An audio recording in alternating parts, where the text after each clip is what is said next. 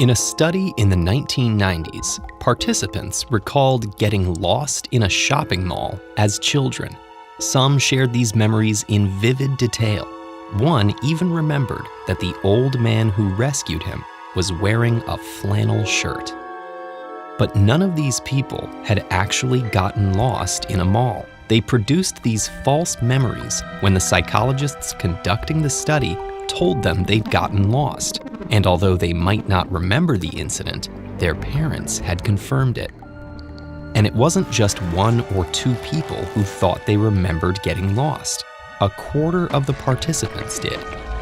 These findings may sound unbelievable, but they actually reflect a very common experience. Our memories are sometimes unreliable. And though we still don't know precisely what causes this fallibility on a neurological level, research has highlighted some of the most common ways our memories diverge from what actually happened. The mall study highlights how we can incorporate information from outside sources, like other people or the news, into our personal recollections without realizing it. This kind of suggestibility is just one influence on our memories. Take another study, in which researchers briefly showed a random collection of photographs to a group of participants, including images of a university campus none of them had ever visited. When shown the images 3 weeks later, a majority of participants said that they had probably or definitely visited the campus in the past.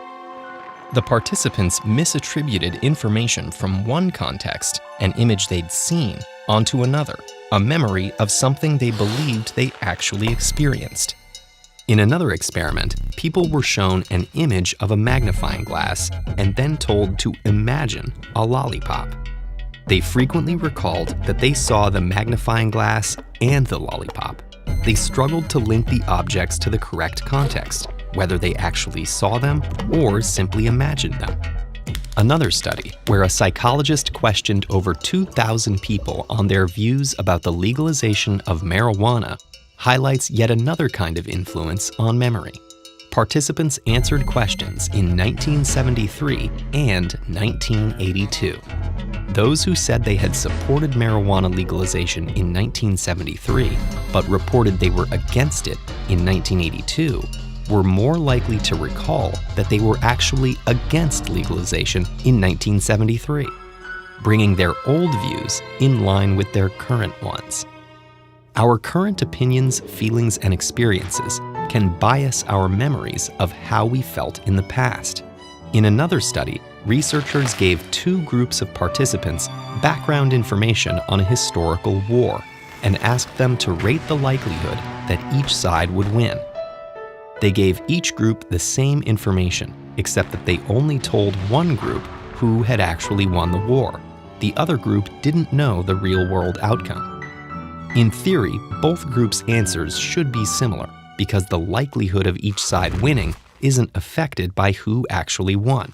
If there's a 20% chance of thunderstorms, and a thunderstorm happens, the chance of thunderstorms doesn't retroactively go up to 100%. Still, the group that knew how the war ended rated the winning side as more likely to win than the group who did not. All of these fallibilities of memory can have real-world impacts.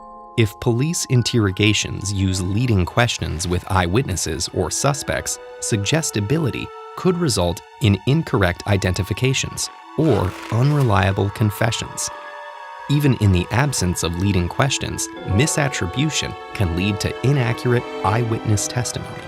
In a courtroom, if a judge rules a piece of evidence inadmissible and tells jurors to disregard it, they may not be able to do so. In a medical setting, if a patient seeks a second opinion and the second physician is aware of the first one's diagnosis, that knowledge may bias their conclusion. Our memories are not ironclad representations of reality, but subjective perceptions. And there's not necessarily anything wrong with that. The problems arise when we treat memory as fact, rather than accepting this fundamental truth about the nature of our recollections.